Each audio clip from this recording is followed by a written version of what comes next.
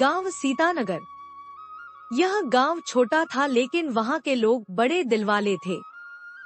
चारों तरफ हरियाली, खेत खलिहान और बीचों बीच एक बड़ा बरगद का पेड़ था जो गांव की पहचान माना जाता था। वहीं पर हर शाम लोग इकट्ठा होते, अपनी समस्याएं साझा करते और कभी-कभी गीत संगीत का आनंद भी उठाते। एक दिन सुबह सुबह गांव वालों ने देखा कि बरगद के पेड़ के नीचे एक अजनबी साधु बैठे हैं। उनके चेहरे पर गजब की शांति थी। सिर पर जटाजूट, बदन पर गेरुए वस्त्र और हाथ में एक कमंडल। वे आंखें बंद किए ध्यानमग्न थे। गांव वाले हैरान हुए कि यह कौन साधु है और कहां से आया है। गांव के मुखिया रामलाल जी धीरे धीरे साधु के पास गए और हाथ जोड़कर बोले, महाराज, आप कौन हैं और हमारे गांव में कैसे पधारे? साधु ने आंखें खोली और मंद मुस्कान के साथ बोले, मैं एक यात्री हूँ। जीवन का सत्य खोजते खोजते इस पवित्र भूमि पर आ पहुँचा हूँ। कुछ दिन यहीं ठहरूंगा, अगर आप सबकी अनुमति हो। गांव वालों ने बड़े प्रेम से साधु का स्वागत किया और उन्हें गांव के एक खाली घर में ठहरने की व्यवस्था कर दी। साधु बहुत सरल जीवन जीते थे। दिन में कुछ देर ध्यान लगाते, कुछ देर गांव के बच्चों को नैतिक शिक्षा देते। धीरे धीरे साधु के प्रति गांव वालों की श्रद्धा बढ़ती गई। साधु की वाणी में अद्भुत शक्ति थी। वे छोटी छोटी कहानियों के माध्यम से जीवन के गहरे संदेश देते थे। उनकी बातें सुनकर गांव के लोग अपने जीवन में बदलाव लाने लगे। जो लोग आपस में झगड़ते रहते थे, उनमें प्रेम और सहयोग की भावना पैदा होने लगी। गांव में शांति और सौहार्द का माहौल बनने लगा। साधु का नाम गांव में धीरे धीरे प्रसिद्ध होने लगा। बच्चे उन्हें गुरुजी कहकर पुकारने लगे और बड़े बुजुर्ग महात्मा जी। साधु ने गांव के बच्चों को पढ़ाने का बीड़ा उठाया।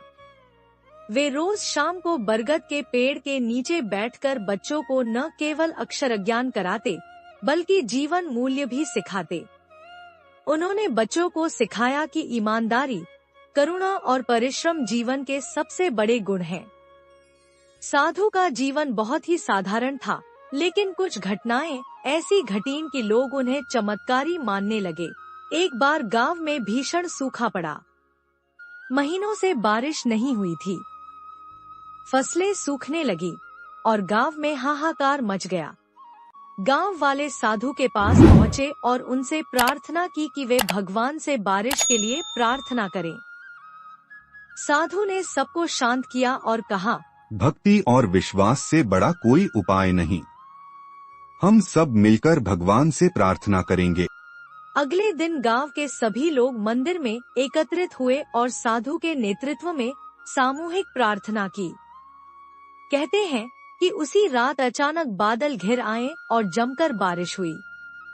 गांव में खुशी की लहर दौड़ गई। लोगों ने इसे साधु का चमत्कार माना, लेकिन साधु ने विनम्रता से कहा, यह हमारे सामूहिक विश्वास और भगवान की कृपा है। साधु ने गांव के युवाओं में नई ऊर्जा भर दी। उन्होंने उन्हें सिखाया कि खुद पर विश्वास करो और आलस्य छोड़कर कुछ नया करो। एक दिन साधु ने घोषणा की, अब मेरा यहाँ ठहरने का समय पूरा हुआ। मुझे आगे बढ़ना है। गांव वाले दुखी हो गए। उन्होंने साधु से रुकने की बहुत प्रार्थना की, लेकिन साधु ने मुस्कुराते हुए कहा, मैं कहीं भी स्थायी नहीं हूँ। मेरा काम है जहाँ जरूरत हो वहाँ जाना।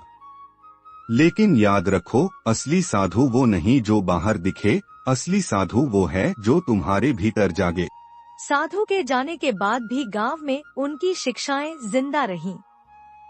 गांव सीतानगर, जो पहले एक साधारण गांव था, अब एक आदर्श गांव बन चुका था।